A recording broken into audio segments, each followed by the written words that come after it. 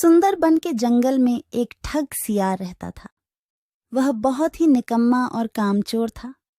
हमेशा इसी जुगाड़ में रहता कि कहीं कोई मुर्गा मिले जिसे मूर्ख बनाकर उसके साथ ठगी की जाए। एक दिन, अरे बंदर भाई, कल रात में मैंने आपको सपने में देखा। अरे रहने दे सियार, तू अपना सपना अपने पास रख और मुझे जाने दे। ऐसा बोलकर बंदर चला गया।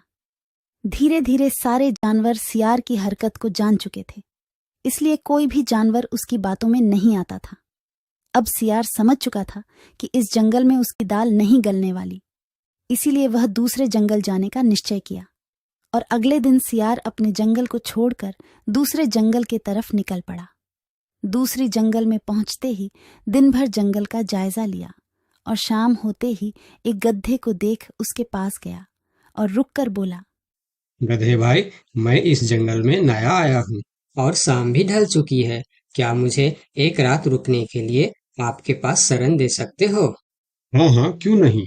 अभी तो तुम इस जंगल में नए हो और हमारे लिए मेहमान हो, और मेहमान तो भगवान के समान होते हैं। ऐसे कहते हुए गधे ने सियार को अपने पास रोक लिया और उसे सम्मान के साथ भोजन कराया। भोजन करने के बाद दोनों आपस में बातें करने लगे। सियार ने गधे से बोला, अरे गधा भाई, इस जंगल में पीपल के पेड़ के पास एक तालाब है, जानते हो उसके बारे में? हाँ हाँ, पीपल के पास एक तालाब है। वह तालाब कीचड़ से भरा पड़ा हुआ है। उसका पानी भी बहुत गंदा हो चुका है। यहाँ का कोई भी जानवर उसका पानी नहीं पीता है। सियार ने अपनी आवाज को धीमा करते हुए बोला, क्या तुम जानते हो, वह सोने चांदी का तालाब है। उसके अंदर ढेर सारा सोना और चांदी छुपा है और उस तालाब का मालिक मैं ही हूँ। सियार का बात सुन गधे ने चौंक के बोला, ये तुम क्या बोल रहे हो सियार भाई? तालाब भी कहीं सोने और चांदी का होता है? मैं भी ऐसे ही सोच रहा था।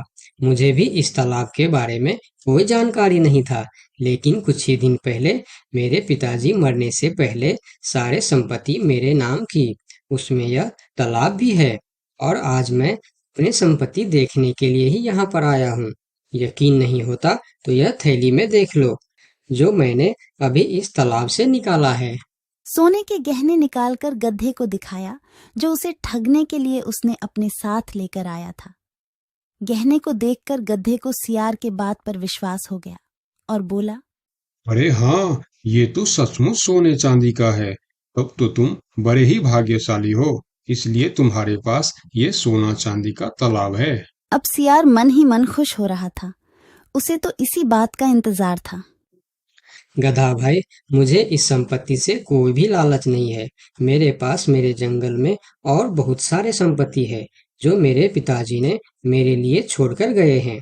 मैं तो यहाँ तालाब बेचने के लिए आया था। सोचता हूँ तुम भले जानवर दिखते हो, क्यों ना तुमको ही यह सब बेच दूं। मुझे, यानी यह सोने का तालाब मेरा हो जाएगा और मैं इस तालाब का मालिक बन जाऊंगा।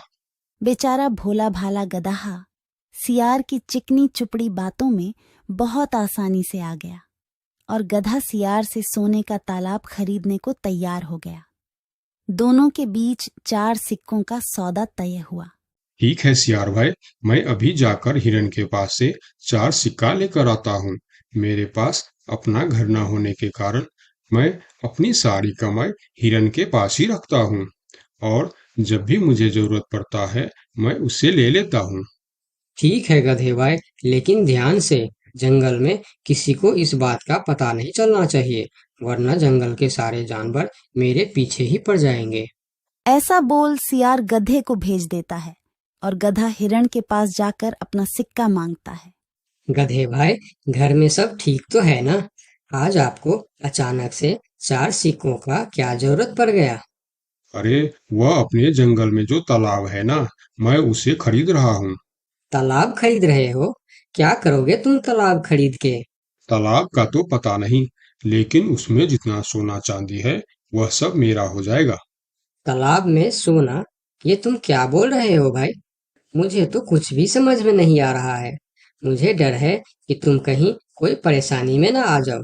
देखो, तुम मुझसे कुछ भी मत छुपाओ। क्या बात है? साफ साफ बताओ मुझे।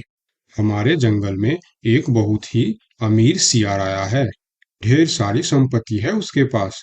और तो और हमारे जंगल में जो तालाब है ना, जिसे हम लोग गंदा नाली समझकर उसका पानी भी नहीं पीते हैं, उस तालाब में ढेर सारा सोना और चांदी है। उसने तो मुझे उस तालाब से सोने का गहना भी निकाल कर दिखाया है। उसी तालाब को मैं खरीद रहा हूँ। हम दोनों के बीच 4 सिक्कों का सौदा हुआ है। मुझे तो वह सियार मूर्ख ही मालूम पड़ता है, जो इतने सस्ते में सोने का तालाब बेच रहा है। मूर्ख वो नहीं, मूर्ख तुम हो। भला तालाब भी कोई सोने चांदी का होता है? अरे गधा भाई, तालाब से पानी निकलता है, सोना नहीं। मैं भी ऐसे ही सोच रहा था, परंतु उसने मुझे सोने निकाल कर भी दिखाया। गधे भाई, मुझे वह कोई ठग मालूम पड़ रहा है, जो तुम्हारे आंखों में धूल झोंक कर तुम्हें झांसा दे रहा है। मैं एक तरकीब बताता हूँ, जिसे दूध का दूध और पानी का पानी हो जाएगा। कौन सा तरकीब हिरन भाई? तुम ऐसा करो, उस सियार से बोलो कि मेरा हिरन भाई ने कहा है कि लिखा पढ़ी होगा तभी मैं उसे 4 सिक्का दूंगा, और अगर बिना लिखा पढ़ी से ही काम हो जाता है तो मैं सिर्फ एक ही सिक्का दूंगा। अगर वह तालाब सच में सोने की है तो वह लिखा पढ़ी जरूर करेगा, नहीं तो वह एक सिक्के में ही मान जाएगा। हिरण की बात सुनकर गधा हाँ में सिर हिलाया और सिक्का लेकर सियार के पास पहुंचता। सियार भी गधे के आने के इंतजार में उतावला हो रहा था। गधा पहुंचते ही सियार से बोला, सियार भाई, मेरा हिरन भाई ने कहा है, यदि आप लिखा पढ़ी के लिए तैयार हो तो मैं आपको 4 सिक्का दूंगा, वरना बिना लिखा पढ़ी के आप एक सिक्का ले लो और मुझे यह तालाब दे दो। सियार ठग किसी तरह से जल्दी करके सिक्का लेकर वहां से जाना चाहता था। वह बोला, अरे गधे भाई, तुम बड़े अच्छे और भले मालूम पड़ रहे हो, तुमसे क्या लिखा पढ़ी कराना। चलो, तुम एक ही सिक्का दे दो। अब गधे को समझने को कुछ बचा ही नहीं था। गधे को समझ में आ गया कि सियार उसको ठगना चाहता है। ठीक है सियार भाई, कोई भी शुभ कार्य करने से पहले मुंह मीठा करना जरूरी होता है। मैं अभी लड्डू लेकर आता हूँ, आप यहीं रुको। गधा जंगल से 2-3 जानवरों को बुला लाया और सियार की जमकर धुनाई कर दी। किसी तरह सियार वहां से जान बचाकर भाग